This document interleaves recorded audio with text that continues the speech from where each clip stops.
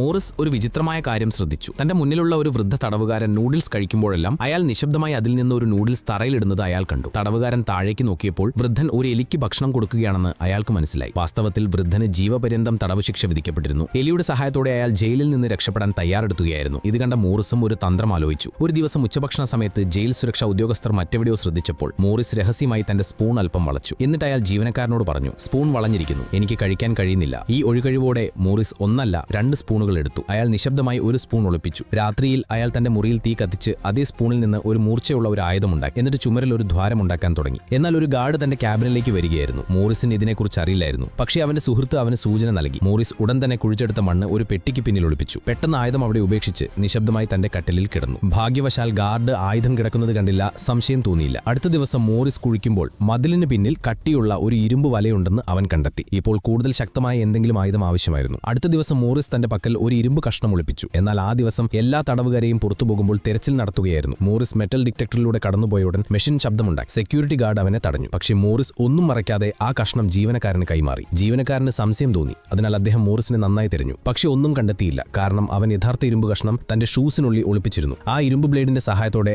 ആ വലയും മുറിച്ചു. ഇപ്പോൾ രക്ഷപ്പെടാനുള്ള വഴി തയ്യാറായി. ഇതിനുശേഷം മോറിസ് ചില പത്രങ്ങളും പഴയ വസ്ത്രങ്ങളും ഉപയോഗിച്ച് തന്നെപ്പോലെ ഒരു ഡമ്മി ഉണ്ടാക്കി. തന്റെ മുടിയിൽ നിന്ന് കുറച്ച് പറിച്ചെടുത്ത് അതിന്റെ തലയിൽ ഒട്ടിക്കുകയും ചെയ്തു. പിന്നെ അയാൾ വ്യാജ ഡമ്മിയെ തന്റെ തട്ടിലിൽ കിടത്തി തുരങ്കത്തിലൂടെ ജയിലിൽ നിന്ന് പുറത്തു കടക്കാൻ ശ്രമിച്ചു. പക്ഷേ യഥാർത്ഥ പ്രശ്നം ഇതുവരെ ആരംഭിച്ചിട്ടില്ല. ജയിൽ ജീവനക്കാരൻ തടവുകാരെ പരിശോധിക്കാൻ എത്തിയപ്പോൾ മോറിസിന്റെ സുഹൃത്ത് അദ്ദേഹത്തെ ആവർത്തിച്ചു വിളിച്ചു. പക്ഷേ മോറിസ് ജയിലിന്റെ മേൽക്കൂരയിൽ കയറുന്ന തിരക്കിലായിരുന്നു. ജീവനക്കാരൻ അകത്തേക്ക് നോക്കിയപ്പോൾ തടവുകാരൻ ഉറങ്ങുകയാണെന്ന് അയാൾ കരുതി. തുടർന്ന് വടി അയാളുടെ കയ്യിൽ നിന്ന് വീണു. അത് വലിയ ശബ്ദമുണ്ടാക്കി. ഇത്രയും വലിയ ശബ്ദം കേട്ടിട്ടും തടവുകാരൻ അനങ്ങാതിരുന്നപ്പോൾ ജീവനക്കാരന് സംശയം തോന്നി. കൈ നീട്ടി അകത്തേക്ക് നോക്കാൻ ശ്രമിച്ചു. പക്ഷേ അപ്പോഴേക്കും മോറിസ് തിരിച്ചെത്തിയിരുന്നു. തന്റെ സുഹൃത്തുക്കളെയും പുറത്തിറക്കാൻ ആഗ്രഹിച്ചതിനാലാണിത്. അടുത്ത ദിവസം ജയിലർ മോറിസിന്റെ ക്യാബിൻ നന്നായി പരിശോധിച്ചു. പക്ഷേ മോറിസ് വളരെ ബുദ്ധിമാനായിരുന്നു. അവനെല്ലാം പഴയ പോലെ ആക്കിയിരുന്നു. ഉച്ചഭക്ഷണ സമയത്ത് മോറിസ് തന്റെ സുഹൃത്തുക്കളോട് പറഞ്ഞു, ഇന്ന് രാത്രി നമുക്കിവിടെ നിന്ന് പുറത്തു കിടക്കണം. രാത്രിയായി 3 തടവുകാരും ചിമ്മിനിയിലൂടെ ജയിലിന്റെ മേൽക്കൂരയിലെത്തി. തിരച്ചിൽ വെളിച്ചം ഒഴിവാക്കിക്കൊണ്ട് അവർ വളരെ ശ്രദ്ധാപൂർവ്വം മുന്നോട്ട് നീങ്ങി. ജയിലിൽ സ്ഥാപിച്ചിരിക്കുന്ന ഉയർന്ന വലകൾക്ക് മുകളിലൂടെ ചാടി അവരിപ്പോൾ ജയിലിൽ നിന്ന് പുറത്തു വന്നിരുന്നു. പിന്നെ അവർ നേരത്തെ തയ്യാറാക്കിയിരുന്ന ലൈഫ് ജാക്കറ്റുകളിൽ പെട്ടെന്ന് വായു നിറച്ച് അവിടെ നിന്ന് രക്ഷപ്പെട്ടു.